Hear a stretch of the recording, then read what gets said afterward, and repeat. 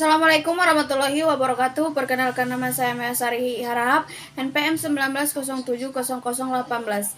Prodi Pendidikan Bahasa dan Sastra. Di sini saya akan membacakan hasil makalah Pfaffer 2 Korupsi, Upaya Pemberantasan Korupsi di Indonesia. Pemerintah sangat menjunjung tinggi perlindungan hukum bagi setiap warga negara, sehingga diperlukan pemantasan terhadap sarana dan prasarana yang diperlukan gunakan untuk pembangunan di bidang hukum. Dalam upaya untuk mencapai keberhasilan pembangunan bidang hukum perlu didukung adanya peningkatan sarana dan prasarana. Dalam hukum pidana itu terkandung aturan-aturan yang menentukan perbuatan-perbuatan yang tidak boleh dilakukan dengan disertai ancaman berupa nestapa dan menentukan syarat pidana. Secara garis besar, adanya keterlibatan itu dipenuhi oleh adanya peraturan tata tertib. Ketentuan-ketentuan yang berangkutan dengan tata tertib ini dapat dikaitkan norma yang tergantung posisinya di dalam masyarakat sebagai norma hukum. Dengan adanya tata norma tersebut, maka posisi yang paling ditetapkan adalah norma hukum.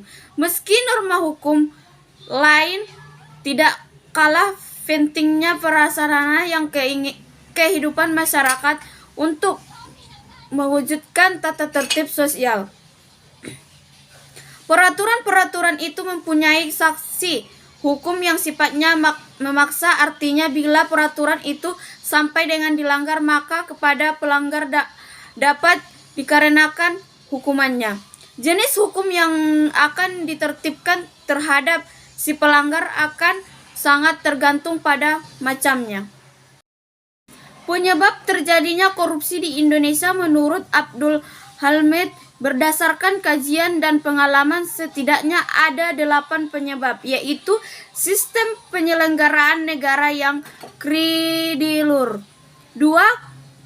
kompetensi PNS yang rendah, 3. pejabat yang serakah, 4. tidak berjalan, 5. disebabkan tidak berjalan dengan aparat penegak hukum bisa dibayar mulai dari posisinya.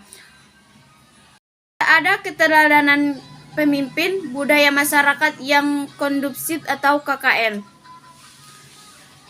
Warga negara bentuk untuk hidup aman, damai, tentram, terhindar dari beberapa alasan fakta dan bahwa tebang pilih dan perlakuan tidak sama didapat hukum oleh penegak hukum dapat diajukan sebagai berikut.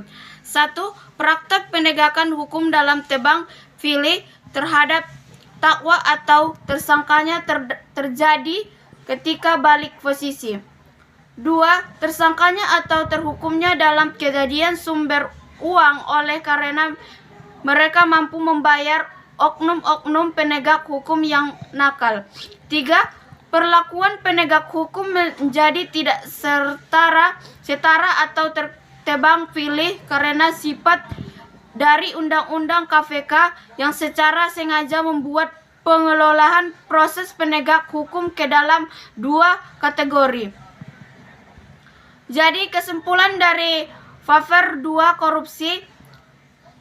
Korupsi berkaitan dengan keterbatasan karena dengan kekuasaan itu penguasa dapat menyalahgunakan kekuasaan untuk kepentingan pribadi, keluarga dan kolonial.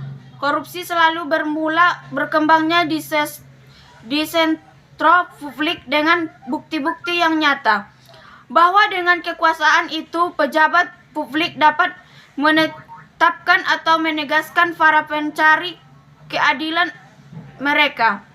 Upaya pemberantasan kejahatan korupsi meliputi penegakan hukum yang keadilan saat itu tampak masih membutuhkan perjuangan berat.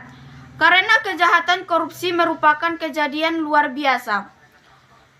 Berbeda dari kejahatan pidana biasa, maka upaya yang harus dilakukan memperlakukan sistem yang terpadu dan luar biasa pada sebagai kejahatan luar biasa. Cukup sekian hasil makalah Pfaffer 2 Korupsi. Sekian dan terima kasih.